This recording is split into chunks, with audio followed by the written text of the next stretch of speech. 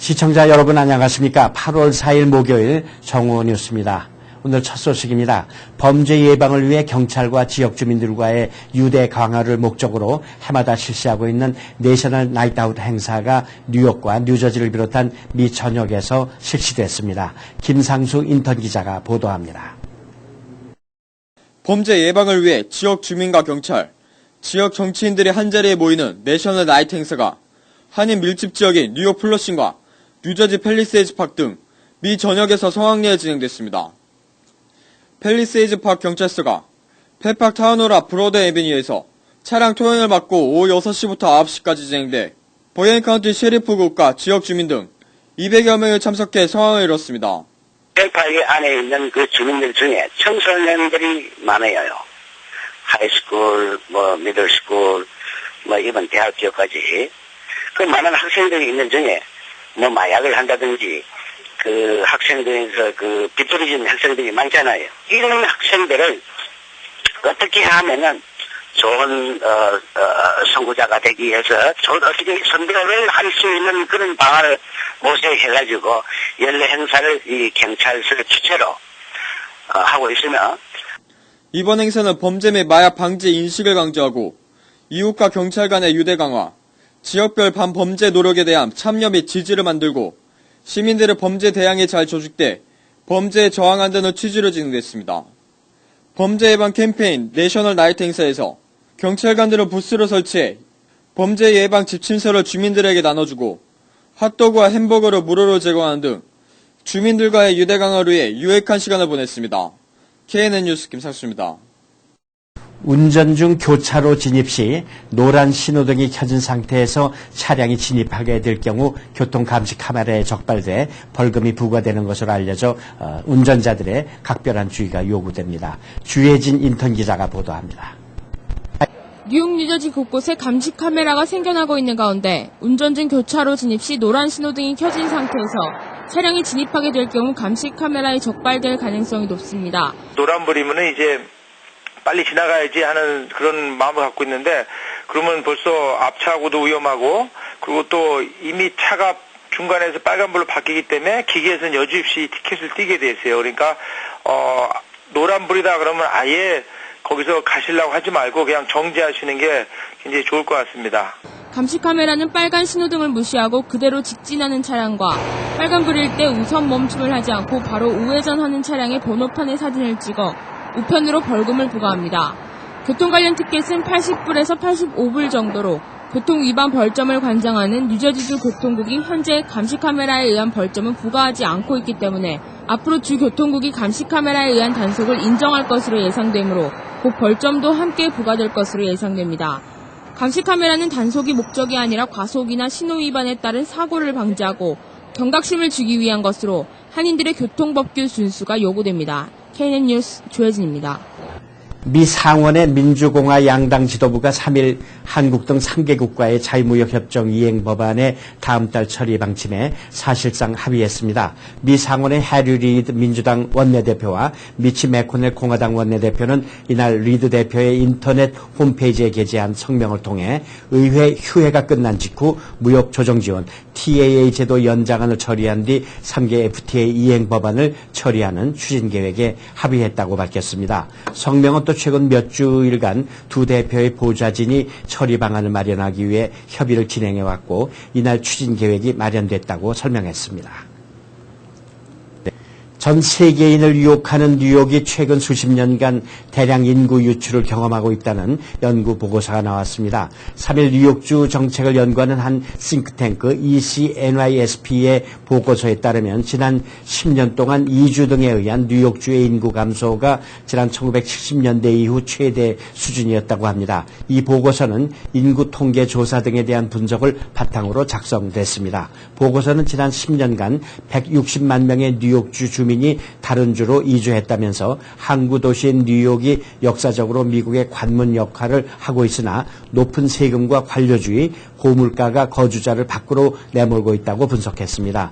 1960년 이후 뉴욕주에서 730만 명의 거주자가 미국 내 다른 지역으로 빠져나갔고 480만 명이 새로 유입돼 결과적으로 미국 내 이동 기준으로만 보면은 250만 명의 순감소가 발생했습니다. 이민자까지 고려하면 뉴욕주 인구는 1980년 이후 200만 명 정도 늘어났지만 이러한 증가 속도는 미국 내 평균보다 낮은 것이라고 ECNYSP가 지적했습니다.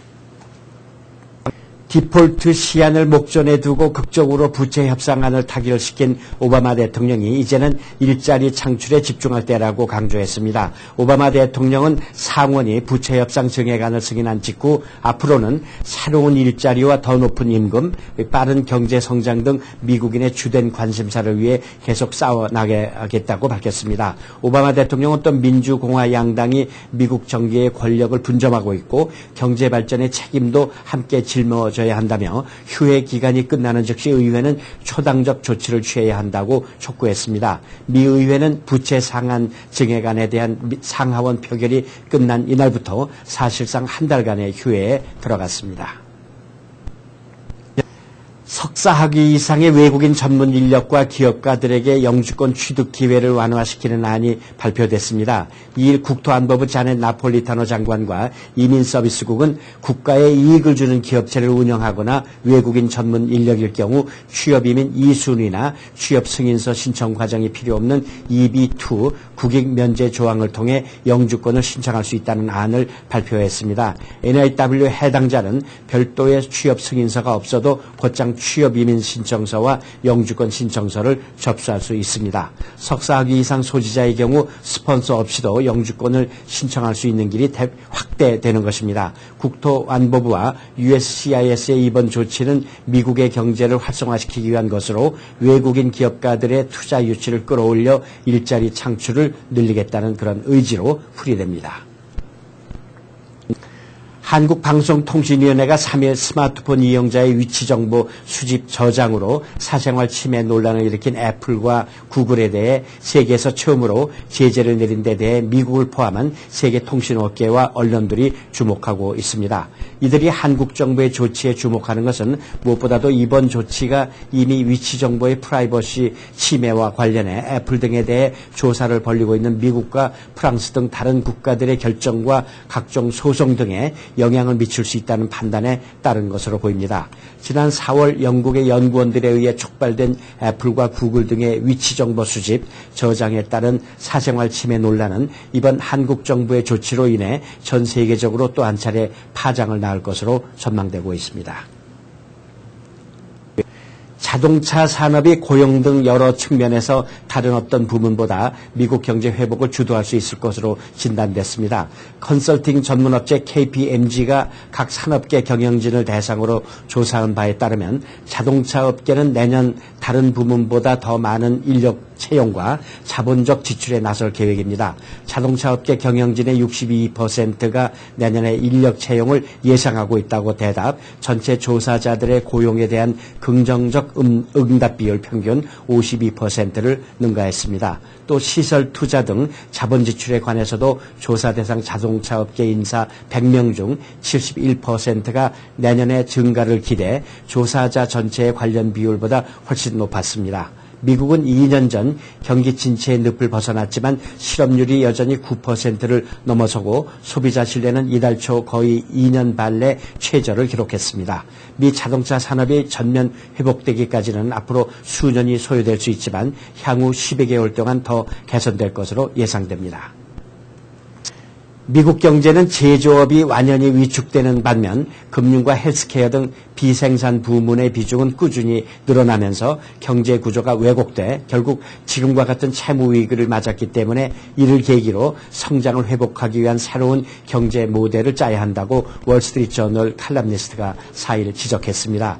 데이빗 웨젤은 미국 경제가 성장을 위해 새로운 계획을 필요로 한다는 기명 칼럼에서 경제학자인 뉴욕 대학의 폴 로모 교수가 미국의 현 상황을 대고난의 시기로 표현하면서 이것이 5년에서 최장 10년까지 지속될 것으로 내다본 점을 상기시키면서 이같이 밝혔습니다. 웨젤은 미국의 비즈니스 모델이 붕괴됐다면서 2년 전 침체가 끝났다고 하지만 여전히 1,000만 명이 넘는 미국인이 풀타임 일자리를 찾지 못하고 있다고 지적했습니다. 특히 성인 취업률도 58.2%로 지난 28년 사이 최저임을 상기시켰습니다. 칼럼은 백악관을 떠나는 오스탄 굴스비 경제자문위원장의 지론도 소개하면서 빌린 돈으로 지탱해온 소비와 주택 거품이 경제를 떠받쳐온 지난 10년간의 경제 모델로 복귀해서는 안 된다는 것이 굴스비의 주장이라고 강조했습니다. 미국이 성장을 회복하기 위해서는 기업 투자와 수출 증대 그리고 혁신이 필요하다고 굴스비가 강조해온 점을 칼럼은 상기시켰습니다. 항생제에도 죽지 않는 살모넬라균으로 인한 감염 사례가 캘리포니아를 비롯한 전국 26개 주에서 확산돼 총 77명이 발병하고 이 중 1명이 사망한 것으로 나타나 연방과 주 보건당국이 비상에 걸렸습니다. 2일 연방질병통제예방센터와 캘리포니아 보건당국에 따르면 LA 카운티를 포함한 캘리포니아 지역에서 6명을 포함 전국적으로 총 77명이 최근 살모넬라 감염 증상을 보여 이 중 22명이 병원 입원 치료를 받았으며 북가주 세크라멘토에서 발생한 환자 1명이 결국 사망한 것으로 나타났습니다. 이번 감염 확산의 원인균은 살모넬라 하이델베르그로 불리는 항생제 내성을 가진 변종 슈퍼박테리아로 감염자들은 지난 3월부터 6월 말 사이에 소매점들에서 판매된 터키 냉동고기를 먹고 감염된 것으로 나타났다고 보건당국은 밝혔습니다. 보건당국은 살모넬라균에 오염된 터키 고기가 어떤 브랜드이며 어느 지역에서 팔렸는지 등은 구체적으로 밝히지 않았으며 리콜 실시 여부도 아직 결정되지 않았다고 밝혔습니다. 다양한 인종과 언어가 결합된 가정이 많은 미국에서 부모들이 아이들에게 영어 외에 자신의 모국어나 심지어 가정부의 모국어까지 자연스럽게 습득시키려 하는 다중언어 교육 경향이 늘고 있습니다. 1980년 미국 총인구 조사에서는 미국 가정의 11%만이 집에서 영어 외의 언어를 쓴다고 답했으나 2007년에는 20%로 거의 2배로 늘어났습니다. 최근 다언어 구사 능력은 갈수록 세계화되는 경제 상황에서 취업에 유리할 뿐 아니라 두뇌 발달에도 좋으며 심지어 치매 발병을 늦춘다는 연구 결과도 나오고 있습니다. 이에 따라 다중언어 교육 방식에 대한 부모들의 관심이 점차 높아가고 있습니다.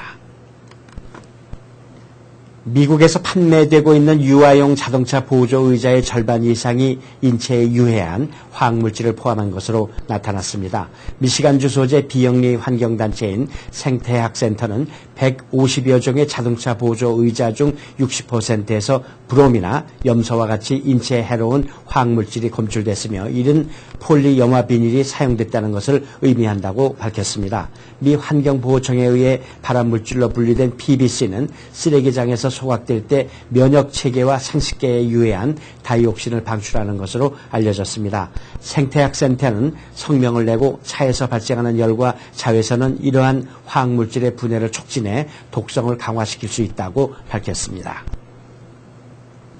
이어서 지역 뉴스 브리핑입니다. 먼저 중앙일보입니다. 중앙일보 오늘 일면 탑은 사진입니다. 온누리교회 하용조 목사의 장례 예배가 엄수된 그런 사진인데요. 2일 오전에 소천한 하용조 목사 장례 예배가 어제 온누리교회 지교회인 뉴욕 온누리교회에서 열렸습니다. 예배에 앞서서 300여 명의 교인들이 교회에 마련된 빈소 그 고인의 영정 앞에서 헌화하고 있는 사진 실었습니다. 사이드탑은 뉴욕시 최대 한인 밀집 지역은 플러싱의 머레이힐이다라는 그런 제목입니다. 좀 궁금했던 사안인데요.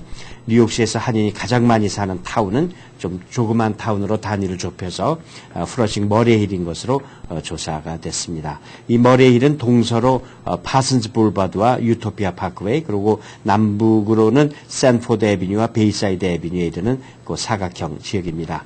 시 도시계획국이 2010 센서스 결과를 토대로 발표한 세부 지역별 인구 통계에 따르면 지난해 4월 1일 현재 머레이힐의 그 한인은 1,938명을 기록했습니다. 이 지역 전체 인구 5만 1,700명의 21.1%에 해당이 되고 아시안 중에서는 13,000여 명인 중국계에 이어서 두 번째라고 합니다.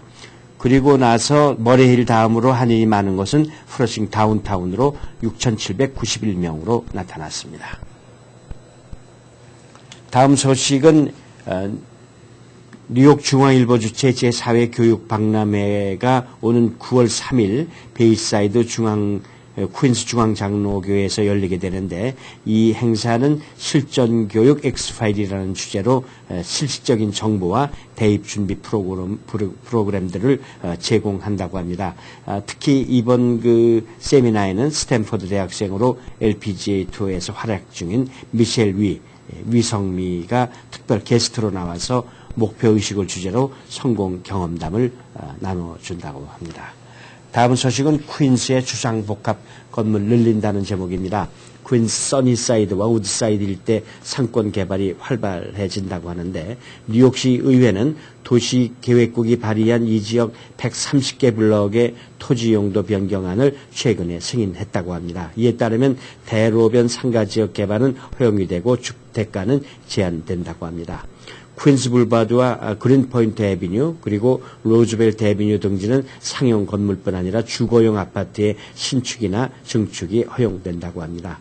이에 따라서 상가 지역의 수상복합 건물 개발이 활기를 띨 것으로 보인다고 합니다. 이어서 한국일보로 가겠습니다. 한국일보 오늘 일면 박스탑입니다. 연방국무부에 따르면 최근 들어서 추첨 영주권 사기가 많이 나돈다고 하는데요.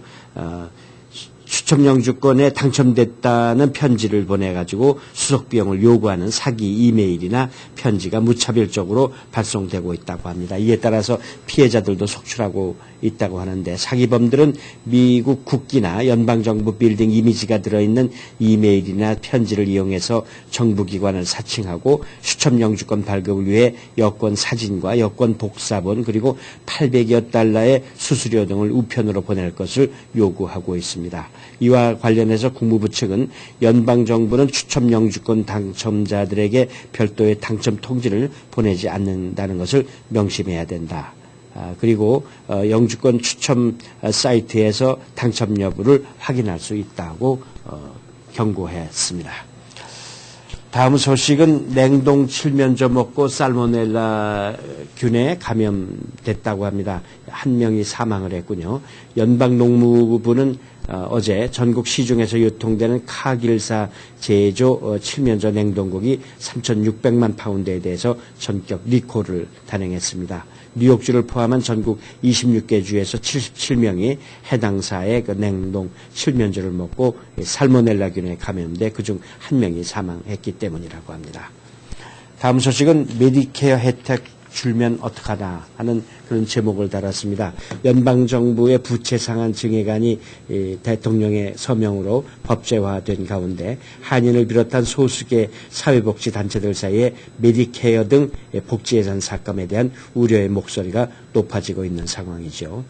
아직 정확한 세부화는 공개되지 않았지만 향후 10년간 2조 달러에 달하는 예산을 삭감하기 위해서는 결국 그 노인과 저소득층에게 제공되고 있는 메디케어나 메디케이드의 축소가 불가피할 전망이라고 합니다. 특히 한인을 비롯한 소수계 노인들은 메디케어와 메디케이드의 의존성이 높기 때문에 병원 진료에 앞으로 어려움이 클 것으로 우려되고 있다는 그런 기사입니다. 다음 소식은 뉴저지가 안전벨트 착용률이 아주 높은 주로 그렇게 기록이 되고 있습니다. 뉴저지주 고속도로 안전국이 올해 5월 24일부터 6월 5일까지 주내 21개 카운티에서 그 차 안전벨트 착용 집중 단속을 실시한 결과 착용률 94.5%로 최고를 기록했다고 주 검찰청이 밝혔습니다. 특히 한인 밀집 지역인 버겐 카운티는 안전벨트 착용률이 95.6%를 기록해서 주 전체에서 상당히 높은 비율을 보였습니다. 1위는 97.4%를 기록한 서머셋 카운티였고 2위는 95.9%를 보이는 유니언 카운티였다고 합니다. 오늘의 시사 칼럼 이어지겠습니다. 시청자 여러분 안녕하십니까? 지난 70년대 한국으로부터 이민 물결이 쏟아져 들어올 무렵에 이 많은 한국인들은 그들의 자녀들이 하루속히 영어를 배워서 미국에 동화되기를 간절하게 바랬습니다. 그들이 기억하고 있는 한국어를 잊어버리는 것쯤은 큰 문제가 되지 않을 것으로 여겼고 그저 영어가 늘기만 바랄 뿐이었습니다. 그 당시 미국 사회도 멜팅팟 이론이 우세해 있어서 미국으로 이민 온 외국인들은 하루속히 그 미국식 생활 습관에 동화되기를 바라던 그런 시기였습니다. 물론 여기에 동의하지 않는 사람은 거의 없었죠. 모두들 영어에 능통하기를 바랐고 미국식 생활 습관에 젖어들기를 바랐을 뿐이었습니다. 그러던 것이 요즘에는 어떻게 변했습니까? 자녀들에게 최소한 모국어인 한국말을 알아들을 수 있도록 한글 학교에 보내고 또 가정에서도 한국어 비디오를 들을 수 있도록 배려해주고 그렇게 있지 않습니까? 오히려 한국어를 못하는 아이들이 소외되는 그런 시기가 왔습니다. 2세들도 영어 외에 최소한 한국말을 할 줄은 알아야 한다는 자각들이 들어 있습니다. 미국 사회도 비슷한 변화를 겪고 있습니다. 멜팅팟처럼 동화되는 것도 좋지만 각기 다른 민족들의 장점이 사라지지 않고 그대로 살아있어서 각기 다른 맛, 각기 다른 특색들이 어우러지는 종합판으로서의 그 샐러드 볼 이론이 우세해져 있습니다. 그런데 어제는 미국의 부모들도 아이들에게 영어 외에 자신의 모국어나 심지어 가정부의 모국어까지 자연스럽게 습득시키려는 다중언어 교육 경향이 늘고 있다는 소식이 전해졌습니다. 또 이를 뒷받침하는 센서스 결과도 인용되고 있습니다. 집에서 영어 외에 다른 언어를 쓴다고 답한 가정이 27년 사이에 거의 2배로 늘었다는 그런 조사 결과입니다. 지난 1980년 11%에서 2007년 20%로 그 수치가 늘어났습니다. 전에는 이민자 부모가 미국에 빨리 동화되기 위해 모국어를 버리고 영어를 쓰라고 아이들에게 강요하는 경우가 많았지만 요즘 부모들은 다국어를 말할 수 있는 능력이 아이들에게 유리하다고 생각하고 이를 권장한다는 것입니다. 갈수록 세계화되는 경제 상황에서 취업에 유리할 뿐 아니라 다언어 구사 능력이 두뇌 발달에도 좋기 때문이라는 것입니다. 물론 여기에는 이민자들이 기본적으로 영어를 알아듣고 쉬운 것은 영어로 쓸 줄도 알아야 한다는 그런 전제가 붙어 있습니다만 아무리 노력해도 영어가 늘지 않는 연장자들에게는 그런대로 위로가 좀 되는 소식입니다. 영어를 잘 못해서 구박을 받거나 소외감을 느끼는 노인들에게는 계속 구박만 할 것이 아니라 그런대로 한국말이나 잊지 말고 잘 구사하면서 즐기시라고 권하고 싶은 그런 심정입니다. 이제는 미국 공립학교에서도 제2외국어로서 한국어를 가르치는 시기가 왔기 때문에 이 모국어로서 한국어를 결코 천대해서는 안 되는 그런 시대에 우리가 살고 있습니다. 감사합니다.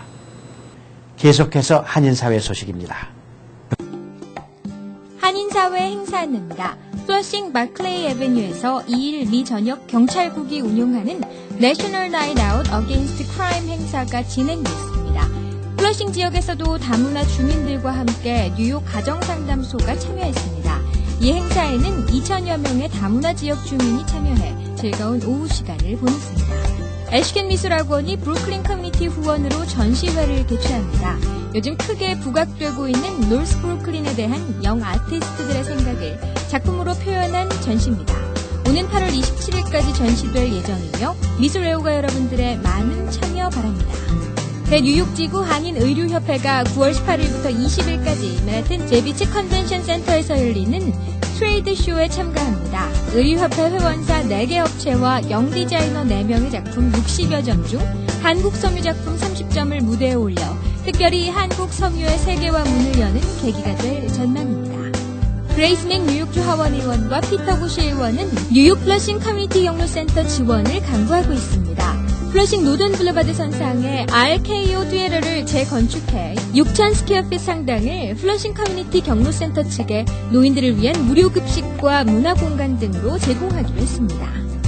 2011 할렐루야 복음화 대회가 오는 9월 9일부터 11일까지 3일간 김남수 목사가 심우하는 뉴욕 프라미스 교회에서 세상의 빛, 생명의 빛, 예수 그리스도를 주제로 개최됩니다. 올해 강사는 포항중앙교회의 서임중 목사가 초청되며 대회 기간 동안 같은 장소에서 어린이 집회도 함께 열립니다. 또한 대회 일환으로 교회 지도자 컨퍼런스와 청소년 집회도 함께 이어질 예정입니다. 성도 여러분들의 많은 참여 바랍니다. 대뉴욕지구 한인상록회가 여행자를 모집합니다. 여행지는 세계 5대 불가사의 베트남 하롱베이며 9월 1일 출발합니다. 4박 5일간의 일정이며 회비는 $1,780입니다. 오늘의 추천 도서 긴 여름의 끝입니다. 지구촌이 수백 년 만에 처음 또는 기상관측 이래 최초라는 경악에 찬 수식어를 단 기상이변을 끊임없이 타전하고 있습니다. 전례가 없던 이상기후가 이제 일상화돼가고 있는데요.